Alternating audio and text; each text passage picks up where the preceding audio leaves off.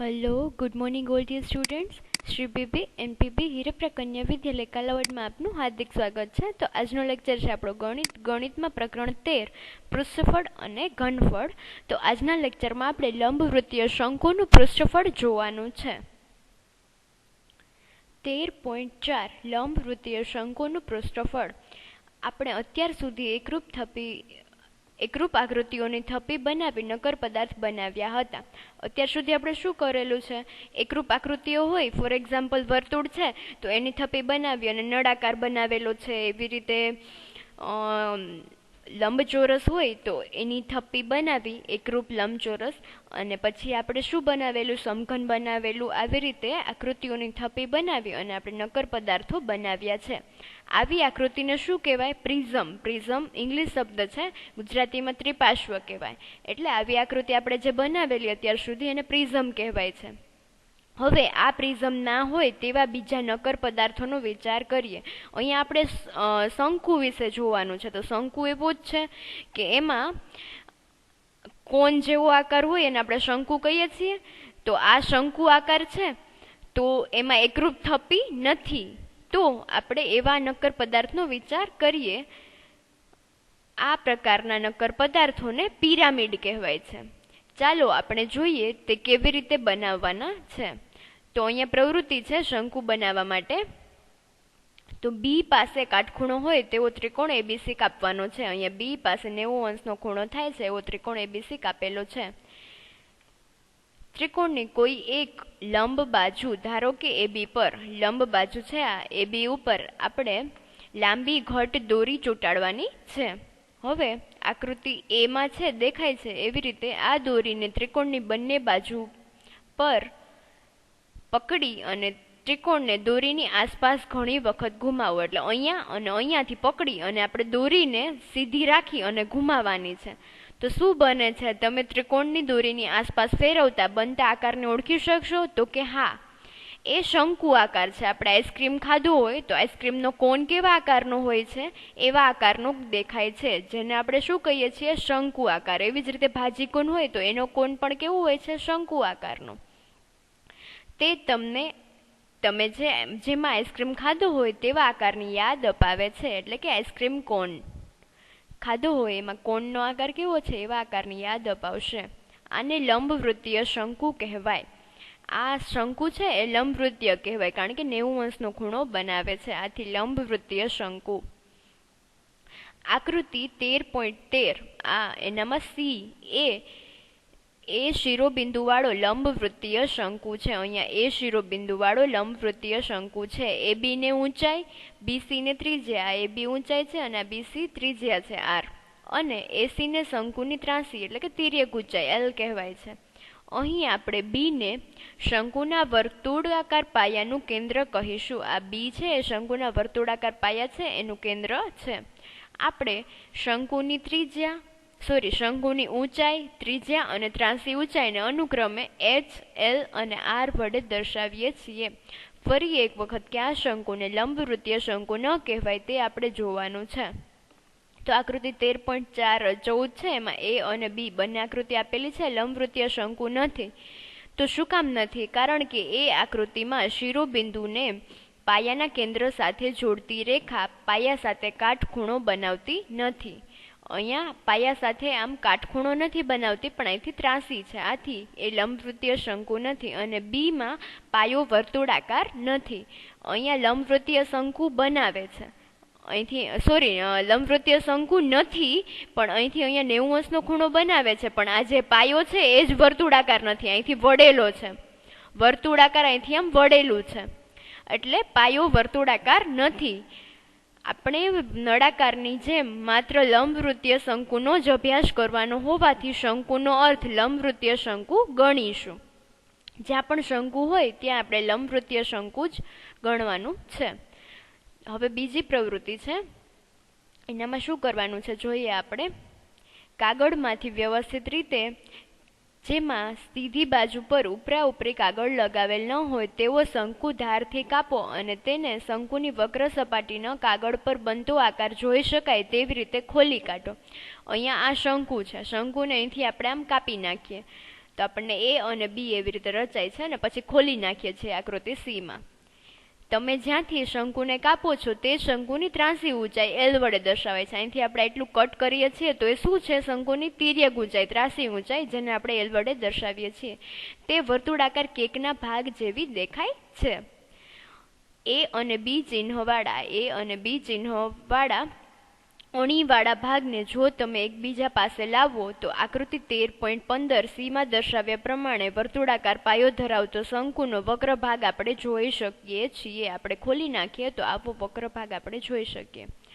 જો આકૃતિ 13.15 સી માં દર્શાવેલ કાગળને બિંદુ ઓ માંથી પસાર થતી રેખાઓ દ્વારા બનતા સેંકડો નાના ટુકડામાં કાપવામાં આવે તો દરેક કપાતો ટુકડો એ લગભગ નાનો ત્રિકોણ હશે. અહીંથી આપણે B1, B2, B3 થી એવી રીતે આમ ત્રિકોણ દેખાય છે નાનો, એવી રીતે સેંકડો નાના ત્રિકોણ દેખાય.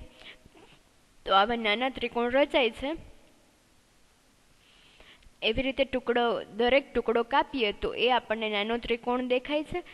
તેની ઊંચાઈ શંકુની ત્રાંસી ઊંચાઈ એલ જેટલી હશે. તો આ ત્રિકોણ છે એની ઊંચાઈ કેટલી થશે? આ શંકુની ત્રાંસી ઊંચાઈ એલ છે એટલી થાય છે. હવે દરેક ટુકડાનું આપણે ક્ષેત્રફળ, દરેક ત્રિકોણ છે એનું ક્ષેત્રફળ જોતું હોય તો ત્રિકોણના ક્ષેત્રફળનું સૂત્ર શું છે? 1/2 પાયો ગુણાકારમાં અનુરૂપ વેધ. તો એ સૂત્રમાં 1/2 દરેક ત્રિકોણના પાયાની લંબાઈ ગુણાકારમાં એલ છે, અહીંયા એલ આપણે વેધ બરાબર અહીંયા એલ લીધેલો છે. આથી પૂરા કાગળનું ક્ષેત્રફળ શું થાય? એ બધા જ ત્રિકોણના ક્ષેત્રફળનો સરવાળો કરીએ એટલે આપણને મળી જાય. આમ પૂરા કાગળનું ક્ષેત્રફળ બરાબર બધા જ ત્રિકોણના ક્ષેત્રફળનો સરવાળો. હવે આ બધા ત્રિકોણ છે એનો ક્ષેત્રફળનો સરવાળો આપણે જોતો હોય 1/2 ત્રિકોણની પાયાની લંબાઈ અહીંયા B1 છે, અહીંયા B2 છે, અહીંયા B3 છે. આથી B1 અને L તો સમાન જ છે બધામાં L. આથી 1/2 B1L plus 1/2 B2L plus 1/2 B3L plus up two આવી રીતે જેટલા ટુકડા થાય છે એટલા. હવે આમાંથી કોમન 1/2 L નીકળી જાય છે, તેને કોમન કાઢીએ એટલે કૌંસમાં B1 plus B2 plus B3 plus up two એવું મળે છે. તો આ B1 plus B2 plus B3 એ શું છે? એનો સરવાળો કરીએ આપણે. આ B1 plus B2 plus B3 તો આ આપણને દેખાય છે. આ બધું થાય આથું A થી B સુધીનું આટલું. આમ આકૃતિ 13.15 સી ની વક્ર સપાટીની પૂર્ણ લંબાઈ થાય. કેમ કે B1 plus B2 plus B3 plus up to plus આકૃતિમાં દર્શાવ્યા પ્રમાણે વક્ર સપાટીનો ભાગ બતાવે છે. એટલે કે આ B1 પ્લસ B2 આ બધાનો સરવાળો કરીએ તો વક્ર સપાટીની લંબાઈ આપણને મળે A થી B સુધીનું અંતર શંકુ માટે. પરંતુ આકૃતિનો વક્ર ભાગ શંકુના પાયાની પરિમિતિ બનાવે છે. આ વક્ર ભાગ છે એ શંકુના પાયાની પરિમિતિ બનાવે છે અને તે શંકુના પાયાના પરિઘ એટલે કે 2πr જેટલો થાય છે. આરમાં અહીં 2πr છે એમાં r બરાબર શંકુના પાયાની ત્રિજ્યા થાય. તો B1 plus B2 plus B3 plus up to plus એ શું છે? શંકુની વક્ર સપાટીની પૂર્ણ લંબાઈ છે. તો શંકુની વક્ર સપાટીની લંબાઈ છે એ શંકુના પાયાની પરિમિતિ બનાવે છે. તો એ શંકુના પાયાનો પરિઘ કેટલો મળે છે? આપણને 2πr મળે છે. તો આપણે એની જગ્યાએ 2πr લખી શકીએ. આથી શંકુની વક્ર સપાટીનું ક્ષેત્રફળ બરાબર 1/2 આ L અને ગુણાકારમાં 2πr એવું સૂત્ર છે. એમાંથી આ બે કેન્સલ ઉડી જાય, સમાન છે એટલે અંશમાં અને છેદમાં. તો આપણને શું મળે છે? πr અને L. તો આમ શંકુની વક્ર સપાટીનું ક્ષેત્રફળ πrl મળે છે. તો સમજાઈ ગયું આપણે શંકુની વક્ર સપાટીનું ક્ષેત્રફળ કેવી રીતે મેળવેલું છે? તો ખાસ યાદ રાખવાનું, શંકુની વક્ર સપાટીનું ક્ષેત્રફળનું સૂત્ર πrl છે. હવે આપણે કુલ પૃષ્ઠફળ જોવાનું છે. તો અહીં પાયાની ત્રિજ્યા r અને ત્રાંસી ઊંચાઈ l છે. નોંધો કે આપણે અહીંયા પાયાની ત્રિજ્યા r મળે છે અને ત્રાંસી ઊંચાઈ l મળે છે. અહીંયા 90 અંશનો ખૂણો થાય છે. તો પાયથાગોરસના પ્રમેય પરથી આપણને h નું માપ મળી જાય. તો પાયથાગોરસનું પ્રમેય લગાડતા L² બરાબર r² પ્લસ h². તો આપણે h નું માપ જોઈએ. અહીં h એ શંકુની ઊંચાઈ છે. h છે એ શંકુની ઊંચાઈ છે. હવે L જોતો હોય, ત્રાંસી ઊંચાઈ આપણે જોતી હોય તો L બરાબર વર્ગમૂળમાં r² પ્લસ h². હવે જો શંકુનો પાયો બંધ હોય તો આર ત્રિજ્યાવાળા વર્તુળાકાર કાગળની પણ જરૂર પડે છે. હવે આપણે શંકુની વક્ર સપાટીનું ક્ષેત્રફળ જોયા તો શંકુની કુલ સપાટીનું ક્ષેત્રફળ એટલે કે શંકુનું કુલ પૃષ્ઠફળ શું થાય એ જોઈએ. તો શંકુનું કુલ પૃષ્ઠફળ જોતું હોય તો વક્ર સપાટીનું ક્ષેત્રફળ પ્લસ આ વર્તુળ છે એનું પણ ક્ષેત્રફળ થાય. તો વર્તુળનું ક્ષેત્રફળ શું છે? પાઈ આર સ્ક્વેર છે. તો બંનેનો સરવાળો કરીએ. શંકુનું કુલ પૃષ્ઠફળ બરાબર વક્ર સપાટીનું ક્ષેત્રફળ પ્લસ વર્તુળનું ક્ષેત્રફળ. વક્ર સપાટીનું ક્ષેત્રફળ છે pi R L plus pi R square. આમાંથી પાઈ આર કોમન કાઢીએ તો એલ પ્લસ આર. આમ શંકુનું કુલ પૃષ્ઠફળ બરાબર પાઈ આર કૌંસમાં એલ પ્લસ આર એવું મળે છે. ખાસ યાદ રાખવાનું છે. હવે આપણે ઉદાહરણના દાખલા જોઈએ જેમાં આપણે સૂત્ર છે એનો ઉપયોગ કરીને કિંમત મૂકીશું. તો ઉદાહરણ 4 છે જેની ત્રાંસી ઊંચાઈ 10 અને પાયાની ત્રિજ્યા 7 હોય તેવા લંબ વૃત્તીય શંકુની વક્ર સપાટીનું ક્ષેત્રફળ શોધવાનું છે. તો શંકુની વક્ર સપાટીનું ક્ષેત્રફળ શું છે? પાઈ આર એલ છે. તો આપણને ત્રાંસી ઊંચાઈ એલ આપેલી છે અને પાયાની ત્રિજ્યા આર બરાબર 7 સેન્ટીમીટર અને કિંમત મૂકીએ એટલે આપણને કેટલું મળે છે? 220 સેન્ટીમીટર સ્ક્વેર થઈ જાય છે. તો ખાસ આપણને સૂત્ર યાદ હોય તો આપણને કિંમત મૂકી અને ગુણાકાર કરી દાખલો ગણતા આવડી જાય. તો સૂત્ર યાદ રાખવાના છે. સૂત્ર ઉપરથી આપણે આરામથી દાખલો કરી શકીએ છીએ. હવે ઉદાહરણ 5 છે. ઉદાહરણ 5માં શું છે? શંકુની ઊંચાઈ h બરાબર 16 સેન્ટીમીટર, પાયાની ત્રિજ્યા r બરાબર 12 સેન્ટીમીટર છે. તો તેની વક્ર સપાટીનું ક્ષેત્રફળ અને કુલ પૃષ્ઠફળ આપણે શોધવાનું થશે. અહીં પાઈ બરાબર 3.14 આપેલા છે એટલે આપણે પાઈ બરાબર 3.14 લેશું. જો પાઈ બરાબર કંઈ ના આપેલું હોય તો 22/7 લેવાનું થાય છે. તો આપણને જે આપેલું છે પહેલાં લખી નાખવાનું. h અને r આપેલું છે. તો અહીંયા આપણે વક્ર સપાટીનું ક્ષેત્રફળ શોધવાનું થાય તો એનું સૂત્ર છે પાઈ આર એલ. તો આપણી પાસે એલ નથી પણ એચ છે. તો પાયથાગોરસના પ્રમેય પરથી આપણે એલની કિંમત શોધી શકીએ. તો એનું સૂત્ર હતું એલ બરાબર વર્ગમૂળમાં h² પ્લસ r². એમાં કિંમત મૂકીએ એટલે આપણને એલ બરાબર 20 સેન્ટીમીટર મળે છે. હવે એલની કિંમત મળી ગઈ છે. આર આપણી પાસે છે, રકમમાં આપેલો છે. તો હવે વક્ર સપાટીનું ક્ષેત્રફળ મળી જાય એટલે પાઈ આર એલ છે શંકુની વક્ર સપાટીનું ક્ષેત્રફળ. એમાં કિંમત મૂકીએ એટલે કેટલી મળે છે? 753.6 સેન્ટીમીટર વર્ગ. હવે કુલ પૃષ્ઠફળ પણ આપણને શોધવાનું કીધું છે. તો કુલ પૃષ્ઠફળ શું છે? Pi R L plus pi R square અથવા પાઈ આર કોમન કૌંસમાં એલ પ્લસ આર. એમાં કિંમત મૂકીએ એટલે આપણને કેટલું મળે છે? શંકુનું કુલ પૃષ્ઠફળ 1205.76 સેન્ટીમીટર વર્ગ. તો આ થઈ ગયો આપણો દાખલો છે ને એકદમ ઇઝી. હવે ઉદાહરણ 6 જોઈએ. ઉદાહરણ 6 ની રકમ હું વાંચું છું. મકાઈના ડોડાનો આકાર લગભગ શંકુ જેવો હોય છે. અહીંયા આકૃતિમાં આપેલો છે. આ શંકુ આકાર છે. તેના સૌથી પહોળા ભાગની ત્રિજ્યા 2.1 સેન્ટીમીટર અને લંબાઈ 20 સેન્ટીમીટર છે. લંબાઈ એટલે ઊંચાઈ. તો h બરાબર 20 સેન્ટીમીટર આપેલું છે અને ત્રિજ્યા બરાબર 2.1 સેન્ટીમીટર છે. જો ડોડાની પ્રત્યેક 1 સેન્ટીમીટર સ્ક્વેર સપાટી પર આશરે 4 મકાઈના દાણા હોય તો આખા ડોડા પર કુલ કેટલા દાણા હશે તે આપણે શોધવાના છે. તો આખા ડોડા પર કેટલા દાણા હોય આપણે શોધવું હોય તો વક્ર સપાટીનું ક્ષેત્રફળ શોધી નાખીએ અને પછી આપણે ત્રિરાશિ મૂકીએ એટલે મળી જાય. તો વક્ર સપાટીનું ક્ષેત્રફળનું સૂત્ર છે પાઈ આર એલ.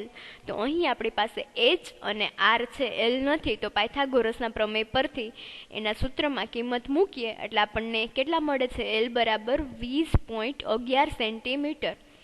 તો પહેલાં આપણે એલ શોધી નાખીએ. એલ મળી ગયો છે 20.11 સેન્ટીમીટર. હવે આપણે વક્ર સપાટીનું ક્ષેત્રફળ શોધીએ. મકાઈના ડોડાની વક્ર સપાટીનું ક્ષેત્રફળનું સૂત્ર છે પાઈ આર એલ. એમાં કિંમત મૂકીએ. અહીં પાઈ બરાબર 22/7 લઈ લઈએ છીએ કારણ કે આપણને પાઈની કિંમત આપેલી નથી. આર બરાબર આપણને રકમમાં આપેલું છે 2.1 અને એલ આપણે શોધેલો છે 20.11 સેન્ટીમીટર. હવે આના આપણે છેદ ઉડાડી ગુણાકાર કરીએ એટલે આપણને કેટલો મળે છે? 132.726. એટલે અહીંયા 6 છે તો અહીંયા 3 સાર્થક અંક પ્રમાણે. તો 132.73 સેન્ટીમીટર વર્ગ એપ્રોક્સ લગભગ. આમ આપણું વક્ર સપાટીનું ક્ષેત્રફળ મળી ગયું છે. તો આપણને રકમમાં આપેલું છે 1 સેન્ટીમીટર વર્ગ ડોડાની વક્ર સપાટી પર કેટલા દાણા છે? 4. તો આપણને કેટલા? 132.73 વર્ગ છે એટલી સપાટી પર વક્ર સપાટી પર દાણાની સંખ્યા બરાબર કેટલી? એવી રીતે 83 મૂકીએ એટલે આ બંનેનો ગુણાકાર થાય. તો 132.73 ગુણાકારમાં 4 એટલે આપણને કેટલા મળે છે? લગભગ 531. આથી મકાઈના ડોડા પર આશરે 531 મકાઈના દાણા હશે. તો આજના લેક્ચરમાં આપણે જે સૂત્ર તારવેલા છે બંને, એ સૂત્ર તમારે પાકી બુકમાં લખવાના છે, કેવી રીતે તારવેલા છે એ લખવાનું છે, અને આ 3 ઉદાહરણ લખવાના છે. એ આજનું હોમવર્ક છે. આવતા લેક્ચરમાં આપણે સ્વાધ્યાય 13.3 જોઈશું. Okay students, thank you. Stay safe, stay home.